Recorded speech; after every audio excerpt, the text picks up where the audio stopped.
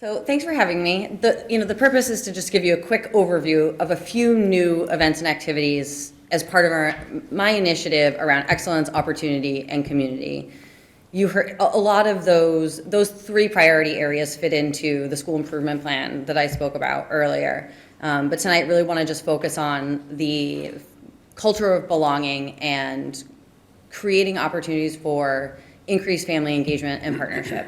So we really have kicked off this year, and I know you've already heard me speak a little bit about, you can click through the slides, Michael, if you'd like. You've heard me talk about visibility, communication through our weekly bulletins, periodic social media posts through Instagram, being at a lot of different events in the community that start with the morning at drop-off, and we're out in the hallways throughout the day. During passing time, we're in and out of classrooms all day, and then again at dismissal time. Want to really highlight I'm trying to figure out where you are. So on that if you go one more slide. Thank you, Miguel. Want to highlight the expanded club opportunities for students. We've had a number of clubs and activities fair. The open house that we had early November, and I'll go into a little bit about why that open house was so impactful. Had another clubs and activities fair there, increased communication, not just with the Daily Bulletin, but partnering with local news publications and trying to be strategic about finding opportunities to share some of our stories and all of the great things that are happening here. And also to tie in the experiences through Bridging Generations and OMA and trying to educate in some way, and I mean that generously, to the community who's reading our bulletin and making sure that all of the opportunities that students have here and the experiences that they're having are highlighted through our communication. So whether that's through the bulletin or through outside communication platforms. And then again, opportunities. So Shore is an example of one of our community partners, but also we're working with the Senior Center. They're working on a mental health conference that's happening in March. So there's been some synergy between us about how to get some additional student voice as part of the mental health conference opportunity that is completely their event, but trying to strengthen those ties that we already have existing in our community. And then, of course, part of the community focus is about school spirit. There is so much pride and joy in the school and at all of the events that the kids are at, whether it's sports or music, the fall play, the Powder Puff. We started the Battle of the Bands this year during the Thanksgiving week, and that was a huge success as a new annual tradition. We're just having so much fun being with the students and at school, and I think that's beginning to show. And I would love to highlight, I think it's on the next slide, talk a little bit about the open house experience. And you can go to that slide if you'd like, Miguel. It's that next one, actually. Perfect. To talk a little bit about why open house. So as you know, the many private schools and charter schools locally will have a huge open house. And the goal is recruitment and enrollment. So similarly, we want to invite as many families in, whether they're rising ninth or, in my opinion, anybody who's in the Swampscott area should be included in our open house, and we were very strategic about welcoming them in. So you can, is that already playing on yours? That's fun. So that's a reel that's playing about an open house, about the open house experience. So this was a time, my vision was to have an event experience. So instead of shuffling folks through designated areas that there would be certain presentations, we asked our faculty and staff to come up with ideas for what they'd like to talk about and present in their department or area. So that's kind of what this list is. So advanced manufacturing their future. What does it look like from grades 9 through 12? The business and finance department had budget decision-making activities.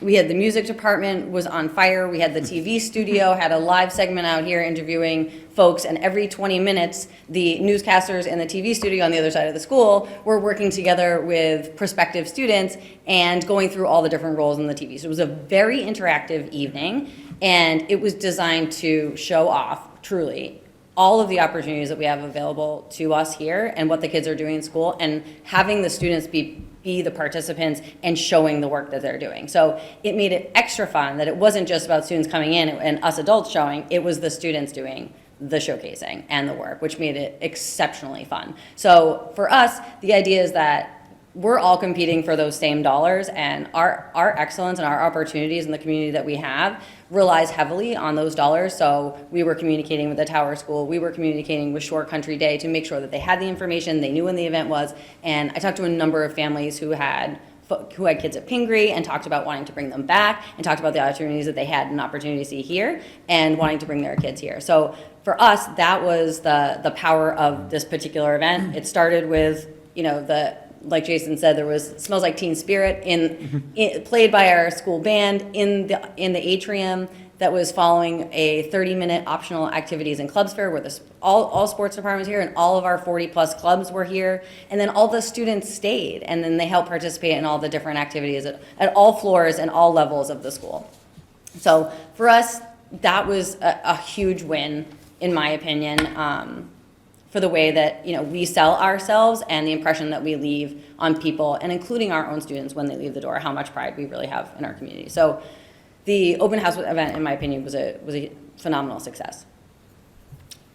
So that's one big thing for us. The bulletin, again, you may notice that is now kind of organized. Our Big Blue Bulletin, the weekly newsletter, is now organized largely into events, but also highlighting excellence, opportunity, and community, my 3 sort of major priority areas, and really trying to draw in all the different parts of our community. So please, if anyone has anything that they'd like to add, we'd love to add more. And of course, everyone likes to see their kids' pictures come up too each week. Any questions? Yeah, I was like, go for it. Can we interrupt you? Of course. Please. I just want to say that this committee has been saying for so long, we need to show off. We need to tell people what we're doing. I mean, we've been saying that so long. And I think like the combination of you coming in with your fresh energy and whatever, and you getting this district that has already gone through a lot of tumultuous stuff, and getting and you being new and having a new energy, but also having the bandwidth, because there's not a lot of other problems happening here, that you can really focus on this kind of stuff now. That's like the fun part of educating, and it's like so awesome to see. And as someone who doesn't have kids in the school and is only slightly on Parents Square, like I am seeing the school and information about the school in other places other than the school, right. which is what we've all been asking for so long. And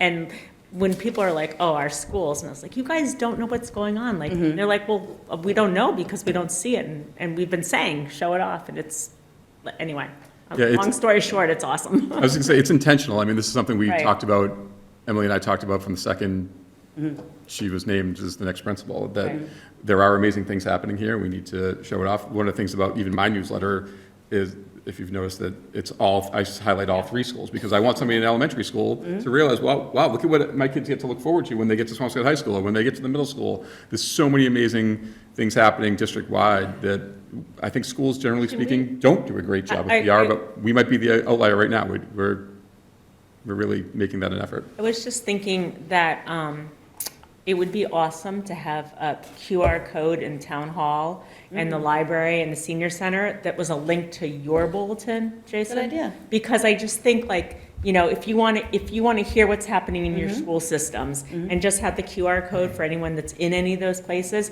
because like I told you before, like I think your message should go out directly to town meeting members or to the boards and whatever. I just think, good idea. People can opt to unsubscribe if they want. Yeah. Who would do that? Exactly. But I think, like, whatever. It's like, we are so sending great to all the because boards. there's only 2,000, families, whatever, with kids in this town, or whatever the statistic is, 20%, right? So to hit the other 80%.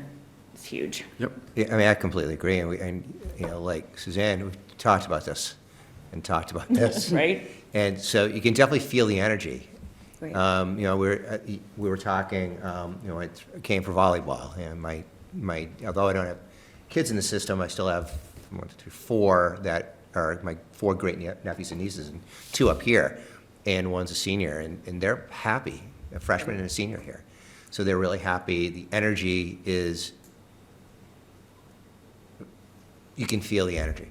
Great. You can feel the difference. So it's great. Yeah, I was gonna say, I know some people have like asked for updates of like how we're doing on our core initiative, and every time I see any of these things, it's like, this is it. We are engaging with the community. We are getting our students out into the public more, and also engaging with the community in various different levels. Senior center, out on the fields. Yep. And it's just great to kind of see it, but also, as Glenn was saying, like, you can see it also in the student body. When the kids are out and about in the community, that they're wanting to engage and not just kind of, let me move over to the side. That's great. It's great to hear.